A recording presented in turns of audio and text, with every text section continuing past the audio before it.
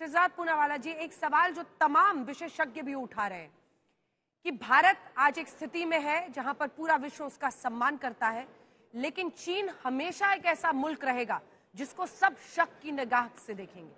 ऐसे में जब हम इस समझौते की तरफ बढ़ रहे हैं, ये द्विपक्षीय हम 5 साल बात कर रहे हैं, हम भरोसा कर सकते हैं क्या चीन पर? अंजना जी, भरोसे में और पंचशील वाले अंध आशावाद में बहुत अंतर है। उस समय अंध आशावाद में, पंचशील में जो गलतियां भारत उस समय करता था, मोदी का भारत या नया भारत उन गलतियों को नहीं करता। और उसका जो रिस्पांस का टेम्पलेट है, आप 26/11 की तुलना में उरी देख लीजिए, टेम्पलेट ऑफ रिस्पांस भी बहुत अलग है। आज की चर्चा उस परिप्रेक्ष्य में होती है जब भारत विश्वास, विश्वसनीयता, विकास, विरासत, विज्ञान और वार्ता और विविधता का एक ऐसा अनोखा प्रतीक बना है कि एक कटी और बटी दुनिया में प्रभु श्री राम का जैसे सेतु ने मां सीता को वापस लाने में समर्थन दिया था, वैसे भारत एक सेतु बना है बटी और कटी दुनिया में। मैं आपको उदाहरण गिनाता हूं। मोदी जी को वैसे चाय वाला बोलकर इकोसिस्टम ने बहुत उनका मजाक मखौल उड़ाया, पर ये वो मोदी है जो ब्रिक्स की समिट में भी बैठता है, जो एससीओ की समिट में भी भारत की शामिलियत कराता है और जो क्वाड में भी बैठता है। ये वो मोदी है जिसके फैन राष्ट्रपति बाइडेन और पूर्व राष्ट्रपति ट्रंप भी है, और पुतिन भी बोलता है कि भारत के हितों से ये मोदी कभी समझौता नहीं करता। ये वो मोदी है जो पुतिन को आंख में आंख मिलाकर बोलता है कि ये युद्ध का नहीं, मेरे मित्र पुतिन, ये आज बुद्ध का जमाना है। और जेलेंस्की और यूरोप को भी हम बोलते हैं कि यूरोप ही मात्र पूरी दुनिया नहीं है, हम एक मल्टीपोलर वर्ल्ड के हक में हैं। हम इजराइल के साथ आतंकवादी घटना होती है तो साथ में खड़े हैं उन बच्चों के साथ, उन माओं के साथ, पर हम इजराइल के नेतन्याहू जी से यह भी कहते हैं कि जो निर्दोष लोग हैं फिलिस्तीन में, उनकी जान नहीं ली जा सकती। और हम फिलिस्तीन के साथ जो प्रिंसिपल पर है उस पर भी खड़े रहते हैं। ईरान से भी हमारी बातचीत होती है, हम रशिया से तेल भी खरीदते हैं, हम अमेरिका से ड्रोन भी खरीदते हैं, रशिया हमें S-400 भी देता है, अमेरिका हमारे साथ खड़ा भी होता है जब कठिन मुश्किल इश्यूज होते हैं। ये आज इस परिप्रेक्ष्य में 10 सेकंड और लेकर अपनी बात समाप्त करूंगा।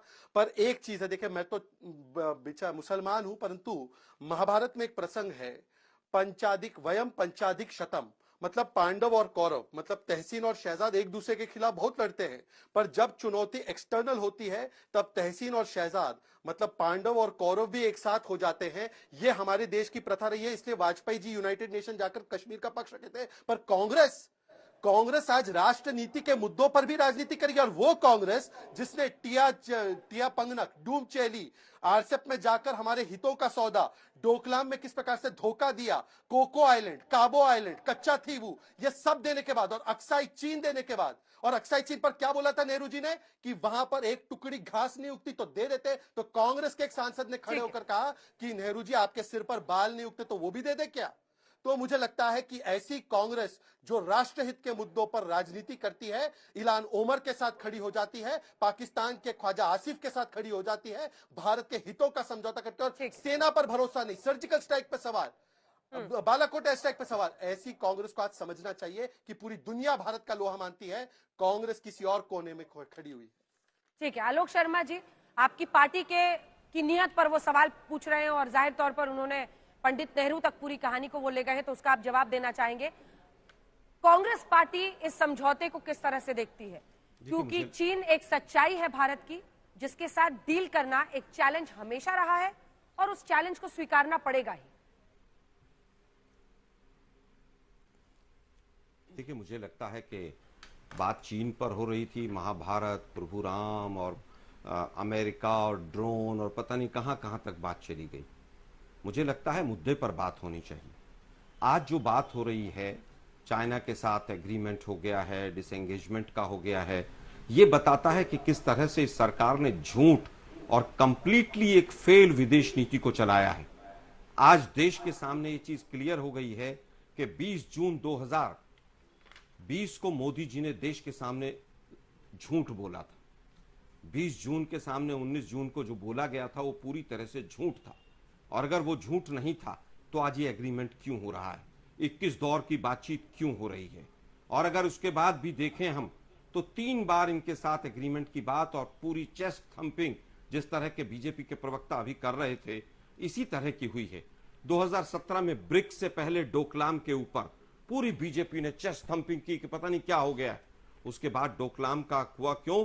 क्योंकि ब्रिक्स समिट था 2017 में। एससीओ समिट से पहले गलवान पर 2022 में हमने पता नहीं क्या कर दिया, और अब एलएसी के ऊपर, क्योंकि ब्रिक्स सम्मेलन दोबारा से 2024 में कजान में है, तो ये कहीं ना कहीं ये बताता है कि विदेश नीति भी मोदी जी के विदेश के दौरों से ही जुड़ी हुई है, अपने हितों से नहीं। दुर्भाग्य ये है कि जब से ये लोग आए हैं, आज भी कहा जा रहा है कि रोड मैप तैयार करेंगे। क्या क्या हुआ है अभी देश को नहीं पता है। कहां कहां से कौन कौन से पेट्रोलिंग पॉइंट से हटेंगे नहीं हटेंगे अभी तक नहीं पता है। मोदी जी ने पहले भी शहादत का अपमान किया था और संसद पे चर्चा करने से सरकार भाग गई थी। तमाम आवाजों को दबाया गया था, चाहे वो लद्दाख की कॉर्पोरेटर रही हो जिसने साफ तौर पर कहा कि हमारे जो ग्रेजिंग एरियाज हैं उनको चाइना ने कब्जा लिया है, चाहे वो तापिर गांव सांसद रहे हो जिन्होंने संसद के अंदर खड़े होकर जिस तरह से सरकार की पोल खोली थी। इनका एक मॉडल है, डिनाई कीजिए कि हुआ ही नहीं है कुछ भी साहब, फिर उसको डिस्ट्रैक्ट कीजिए कि ऐसा था, कांग्रेस ऐसी थी, पंडित नेहरू ऐसे थे। भाई 1962 में लड़ाई लड़ी, हम हार गए। हारे तो तभी ना चाइना ने कब्जाया। हमने ऐसा तो नहीं कि चाइना को जाकर दे दी थी लैंड। लड़ाई हुई, युद्ध हुआ, उसने हमारे साथ धोखा किया। फिर उसके बाद तीसरा आता है, डिस्ट्रैक्ट करने के बाद झूठ बोलो। उसके बाद झूठ बोलना शुरू कर दो, डिफेंस की वेबसाइट से हटा दो, चाइना में जो हमारे एम्बेसडर हैं उनकी स्टेटमेंट को हटा दो, उनके ट्वीट को, डिफेंस मिनिस्टर के राजनाथ जी के ट्वीट को हटा दो, फिर उसको जस्टिफाई करने बैठ जाओ। ये चौथी स्टेज आज कर रहे हैं। पूरे इंडिया के चारों तरफ विदेश नीति के मामले में पूरी सरकार फेल रही है। 26 पेट्रोलिंग पॉइंट्स थे 65 में से, जिस पर चाइना ने हमारी पेट्रोलिंग बंद की। अब बात आती है भरोसे की। हम चाइना पे भरोसा नहीं कर सकते, लेकिन आज का विषय यह है कि क्या मोदी जी की सरकार पे भरोसा कर सकते हैं? जो सरकार ये कहती है कि चीन बड़ी अर्थव्यवस्था है इसलिए हम उससे युद्ध नहीं करेंगे। क्या मोदी जी की विदेश नीति पर, क्या मोदी जी के शब्दों पर देश भरोसा कर सकता है? आज विषय ये है। मैं लौट रही हूँ आपके पास। अब जितने एक्सपर्ट्स हैं उसके बाद शहजाद जी मैं आपके पास आऊंगी। शहजाद जी आप बने रहिए हमारे साथ। ब्रह्म चेलानी जी आपकी क्या राय? आपने दोनों राजनीतिक पार्टियों को आपने सुन लिया है, लेकिन ब्रह्म चेलानी साहब, क्या भारत के नजरिए से जब हम देखें ब्रिक्स में, एक हमने देखा कि चाहे वो रशिया, इंडिया, चाइना हो, ये जो ट्रॉयका है वो भी एक पावरफुल पोजीशन इस वक्त दिखाने की कोशिश कर रहा है, और उसी के एक्सटेंशन के तौर पर, हालांकि उसकी उस ट्रॉयका की बैठकें नहीं हुई है लंबे वक्त से, लेकिन उसके बाद ये बायलैटरल रशिया में, कजान में होना, आप इसको किस तरह से देखते हैं? अंजना, ये बायलैटरल शी जिनपिंग और मोदी के बीच इम्पोर्टेंट है क्योंकि 5 साल के बाद ये इस तरह का फॉर्मल बायलैटरल हो रहा है। जो पिछला बायलैटरल हुआ था इस तरह का फॉर्मल, वो मोदी ने होस्ट किया था चेन्नई में, तो 2019 में। तो इस तरह का बायलैटरल होना, इससे साफ जाहिर है कि दोनों देश चाहते हैं कि जो बॉर्डर टेंशन्स हैं, बॉर्डर क्राइसिस, वो घटे, टेंशन्स रिड्यूस हों, और जो अग्रीमेंट दोनों ने अनाउंस किया है वो अग्रीमेंट एक छोटा सा स्टेप है, क्योंकि एक लंबा प्रोसेस होगा डिसएंगेजमेंट का। उसके बाद फिर डी एस्केलेशन होगा, फिर जो दोनों साइड्स ने बहुत सारे ट्रूप्स लगाए हुए हैं फ्रंटियर पर, उनको हटाने के लिए डी इंडक्शन होगा। तो ये लंबा प्रोसेस होगा, कई महीने लगेंगे इसमें। इस समय तो सिर्फ इस समय बातचीत हो रही है कि किस तरह से डिसएंगेजमेंट होगा, और पेट्रोलिंग के बारे में भी इस समय बात हो रही है। मगर जो इम्पोर्टेंट बात यह है कि दोनों देश इस समय चाहते हैं कि जो तनाव है वो घट जाए।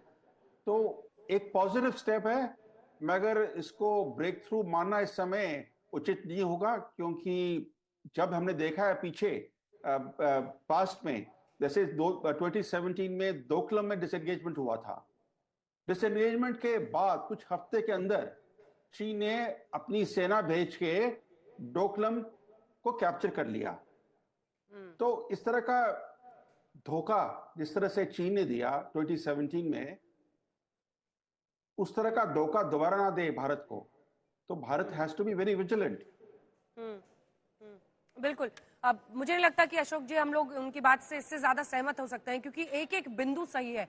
जब जब कोई समझौते की सूरत बनी है उसके बाद से कुछ ना कुछ तरीके से शी जिनपिंग या उसके पहले भी जो लोग वहां पर रहे थे, 2013 की भी आप देखिए पीएम यहाँ पर आए और उसके बाद हुआ, तो एक एक एक उनका पैटर्न है चीन का।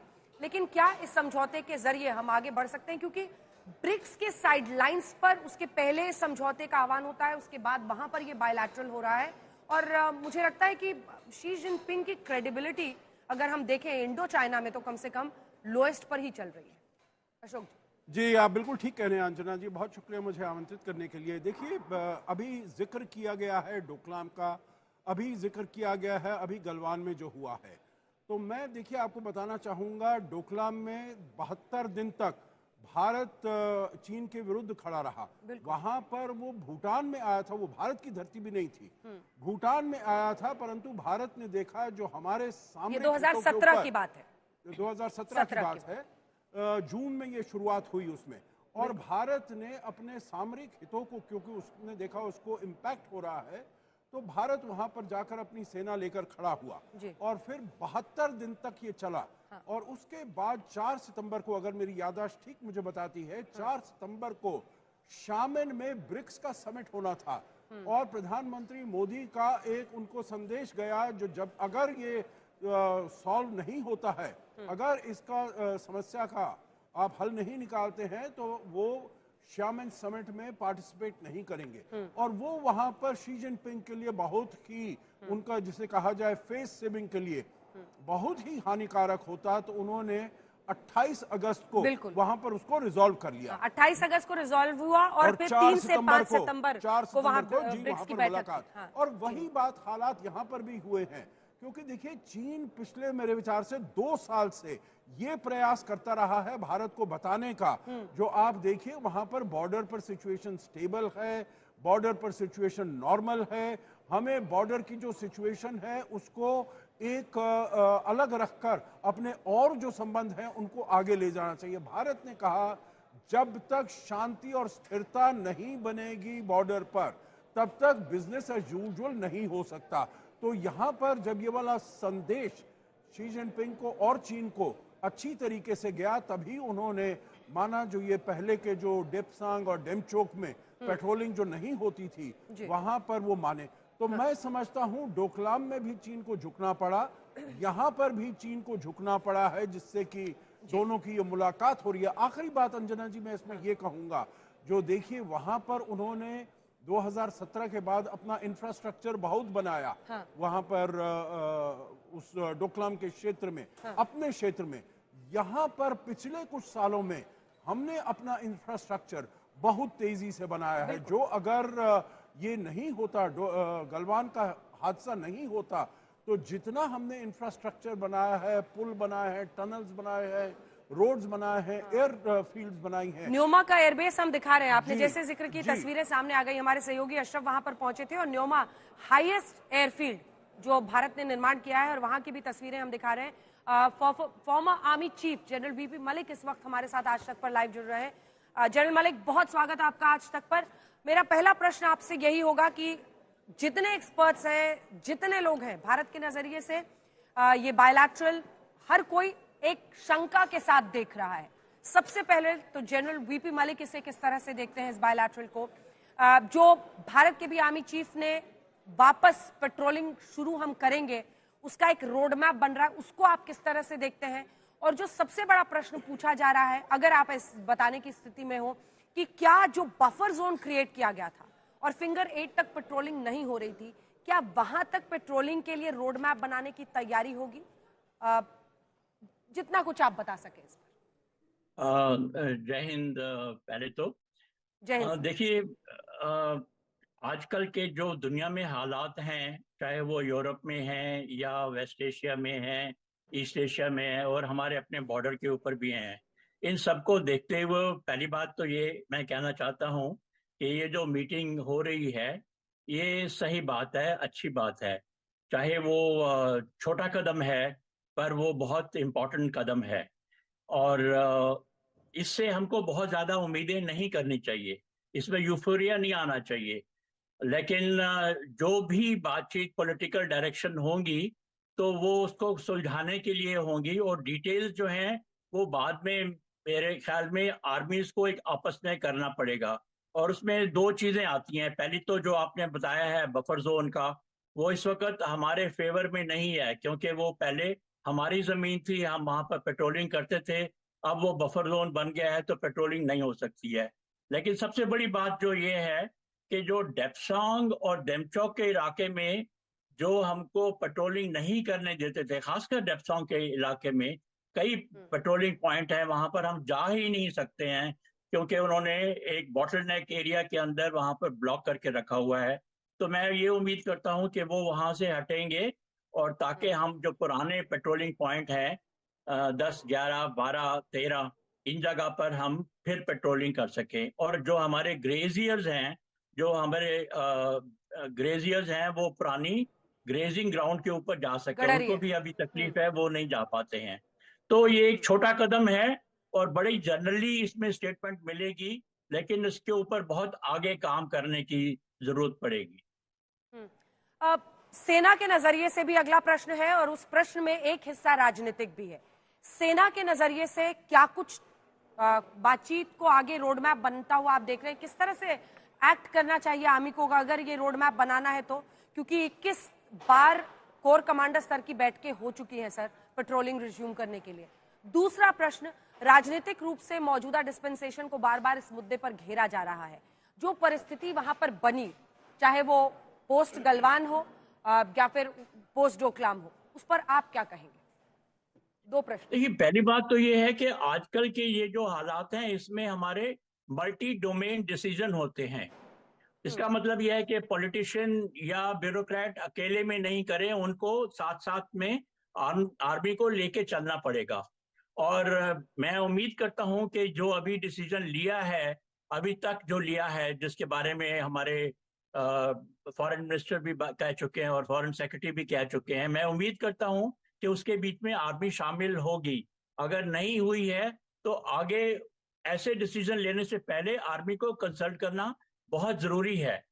और अगर हम उनको कंसल्ट नहीं करेंगे तो आर्मी की अपनी बातचीत जो है बाद में जो होती है, तो उसका कोई फायदा नहीं होगा, वो आगे नहीं चल पाएगी।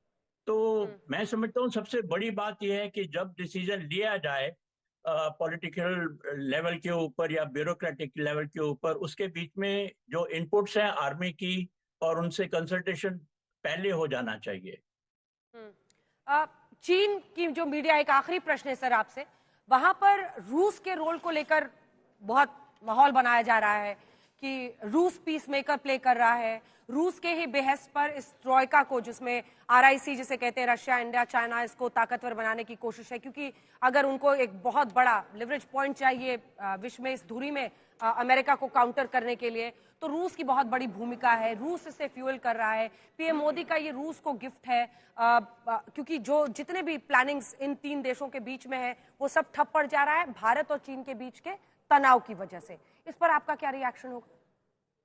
देखिए, इसमें कोई शक नहीं है कि रूस का इसमें बड़ा रोल है, और इसमें कोई शक नहीं है कि रूस की वजह से ही ये मीटिंग हो पाई है जो अभी आज हुई है। और रूस नहीं चाहेगा कि हमारे और चीन के बीच में टेंशन हो,